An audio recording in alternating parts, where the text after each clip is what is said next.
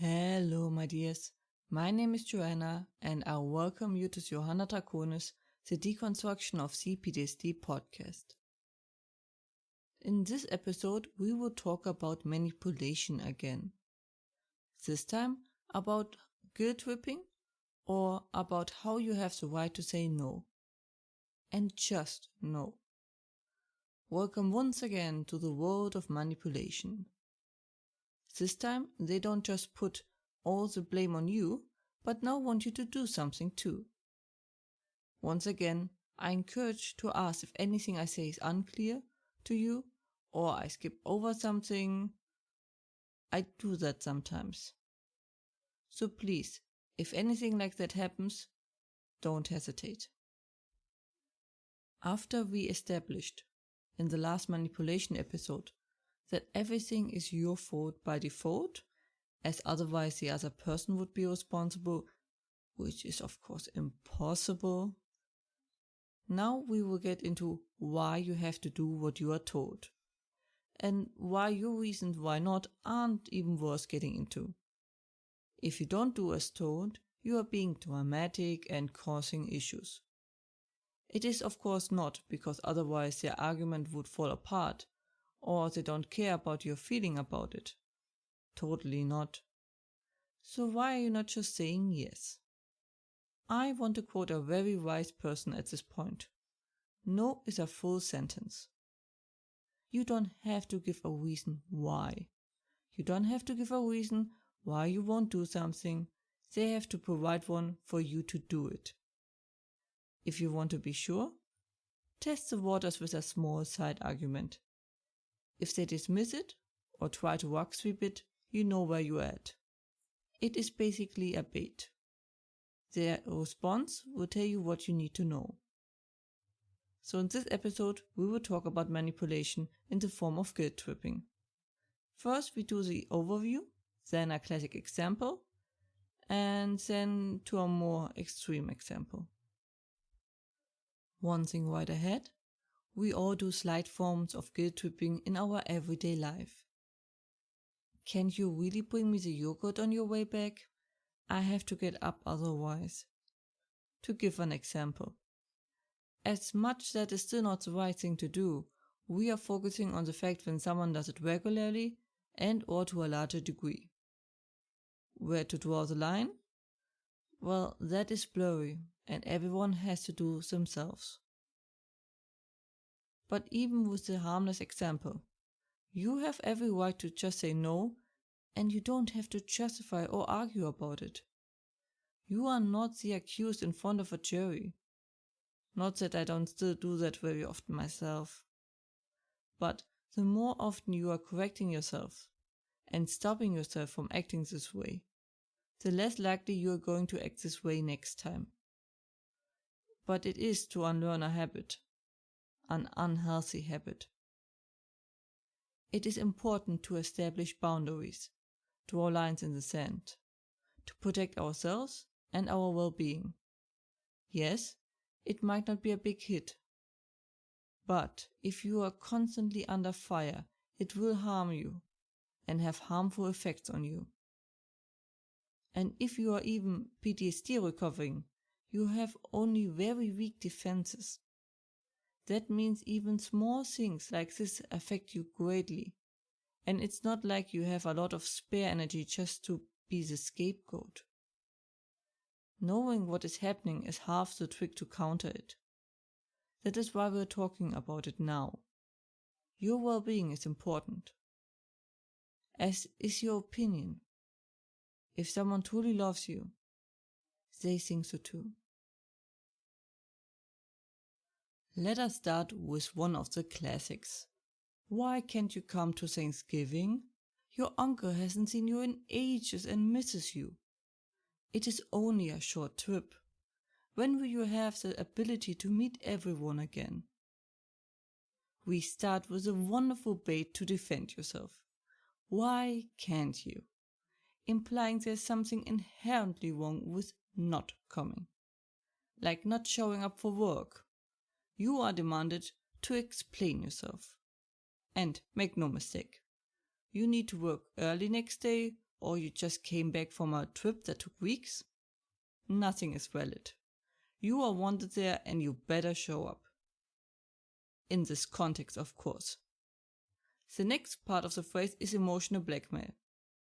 You don't want to make your uncle sad, or the time is of course dramatized. Ages might be even 2 weeks ago. Time is relative. Not that the uncle was asked. It is implied, of course, that the uncle will be incredibly hurt if you are not coming and will be all your fault. You are not responsible for other people's feelings. Everyone is responsible for that themselves. Third part is minimizing. Short is once again relative. Considering the word, 12 hours is only a short trip. Once again implying you are being in need to explain yourself for not even doing that little thing. This way, of course, trying to preemptively counter any argument of yours by making it appear ridiculous. Even if it is accurate, you don't have to do anything you don't want to. Even a short trip. And the last one is the fear of missing out. Also used by greedy companies. Get it now as long supplies last. Sound familiar? If you want to see everyone, that is fine. If you don't, that is fine too. But this way, there is a pressuring to give you the feeling you are at fault if you didn't use this chance to meet them. Everything is a two-way street. If you really want to meet them, you find a way. Or FaceTime? Now we get into the bit darker side. I'm just doing this because I love you. Yeah. Or in other words, look what you made me do. Now, this can only someone pull off you truly care about. Sort of a last attempt. This is one of the few times we hear the reason they are giving themselves. They say, I do it because of my selfless love. That means what I do can't be wrong, right? We have a saying in my family. The opposite of well is meant well. If things done with good intention would lead to good results, we would live in a better world. So it is doubtful it is actually the motivation. It is just the official reason like, think of the children, which are of course forgotten 5 minutes later. This sentence is shouted while beating their children, or kicking them out for their homosexuality, or the like. Up to the lethal end of the spectrum. Starting with not allowing the child to eat something. I think the key importance is the word just, because it changes the sentence. This word twists the responsibility. That just implies it would never do it for any other reason. It is the only one, so you can't be mad at them. I mean, you are responsible for causing it. It is out of character for me, just for you. I think the proper answer to that is basically no thank you. Feel free to use less polite and or longer versions. This is another unwanted gift. It is meant to put the most pressure possible. They take the I love you declaration and use it as a weapon, trying to blend the love and their behavior into one, and threaten with its removal indirectly. I recommend using distance to be able to think and act. You might have suspected it, but I do have some experiences of this kind of behavior myself. I had 2 very different grandparents when I grew up. One was upfront and right in your face. She said, I want you all together and it means really a lot to me. You come. She wasn't someone to shy from an argument or had hesitation to voice her opinion. I liked her honesty and she wasn't without reason. We, the farthest away, were accommodated the most. Then there was the other side. Everything was always fine. And, I mean, you don't have to come if you don't really want to. Would be a shame though. A decipher, 2 linguists, and 3 Sherlock Holmes were needed after each visit to decipher what was said. I'm just happy that as I was a kid with autism, all those jabs and insults flew right above my head. Ignorance is bliss. To their detriment, I came in contact with a genius master manipulator, which messed with my life badly and taught me manipulation. Add that with a photographic memory, and suddenly a lot made sense. My parents were rather shocked what was sometimes said to me, and I blissfully ignored. Now they are no longer an active part of my life, and my quality of life has improved significantly since then.